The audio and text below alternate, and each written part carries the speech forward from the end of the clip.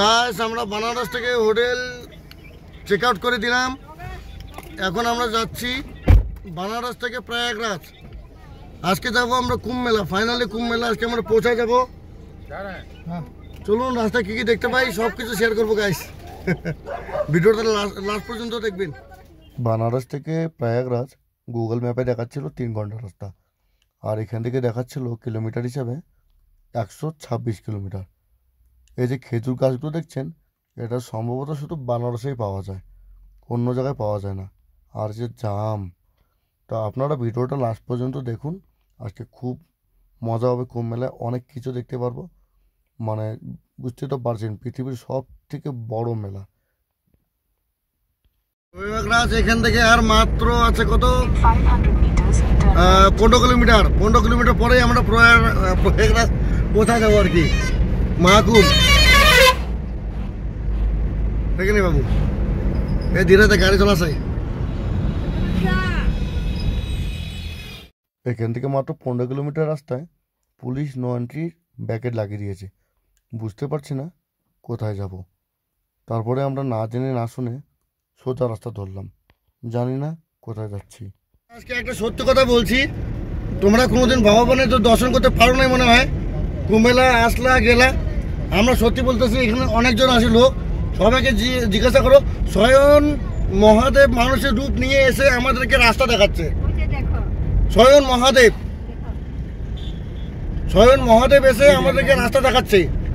এখানে অনেক লোক আছে, সবাইকে জিজ্ঞাসা করো। কি মামি? হ্যাঁ, স্বয়ং মহাদেব আসছে। ওই লোকটাকে আমরা জানি, ওই লোকটাকে আমরা দেখছি, ও নিজের রূপে আসছে না, কিন্তু আমরা টের পেয়ে গেছি ও মহাদেব। ওই লোকটা হলো এই যে সামনে টেম্পোটা চলছে, ওই কাকু, উনি রাস্তা দেখাচ্ছে। আর এত দূর হেল্প করে উনি 1 টাকা চার্জ করছিল না, জানি না কেন। आप कहीं भी पार्किंग लगा लीजिए, यहाँ कोई मुश्किल नहीं है। जी जी, आप यहाँ से मेला या सामने है, रोड क्रॉस करोगे मेला है।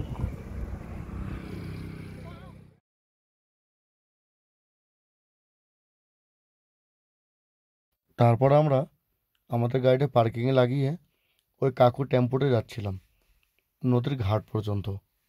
याद रहेगा, फिर मिलेंगे, याद रहेगा, याद रहेगा।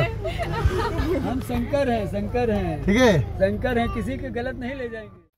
আপনারা শুনতে পারলেন তো, উনি বলছেন হাম শঙ্কর है, किसी को गलत रास्ता लेके नहीं जाएंगे। তখন আমরা ভেবেছিলাম এই নামটা হয়তো ওনার ডাক নাম, কিন্তু না, উনি সত্যিকারের শঙ্কর, যেটা আমরা বুঝতে পারছিলাম না।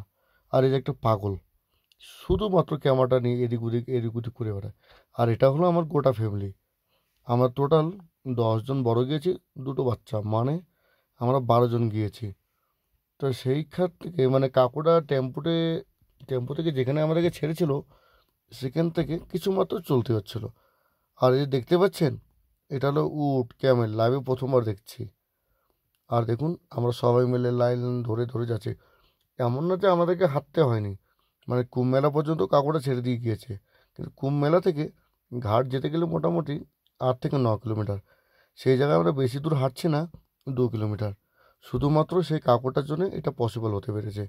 আর এটা কায়রে, এটা ন্যাংটা সাধু, ন্যাংটা। আর এই ল্যাংটা বাবাকে কি বলবো, যাই হোক খুব ভালো।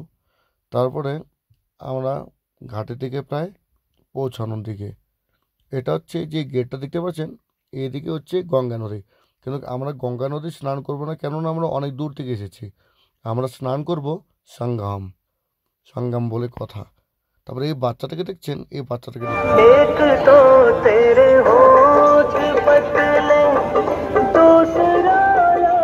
গাইস, আমরা ফাইনালি সঙ্গম নদী পৌঁছায় গেছি। যে গেটটা দেখতে পাচ্ছেন, ওই গেটের ওই পারে সঙ্গম নদী।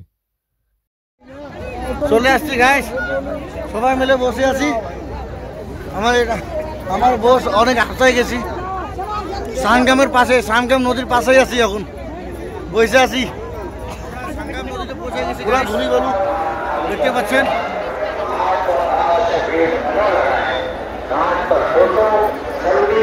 वीडियो अनुसार 1112 में अमृत वर्षा हुई है। अतः अपने सबसे তারপরে এই যে এটা হলো সানগাম নদী, যেখানে সবাই স্নান করার জন্য এত দূর দূর থেকে লোক এসেছে।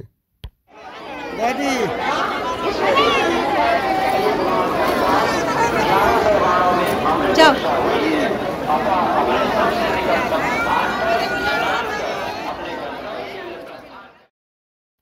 তারপরে আমিও ফটাফট করে স্নান করে নিয়েছিলাম, আবার জানি কবে এরকম পাবো। কুম্ভমেলা চলে এসেছে, যেটা ঘাট সবাই চান করছে এখানে দেখতে পাচ্ছেন।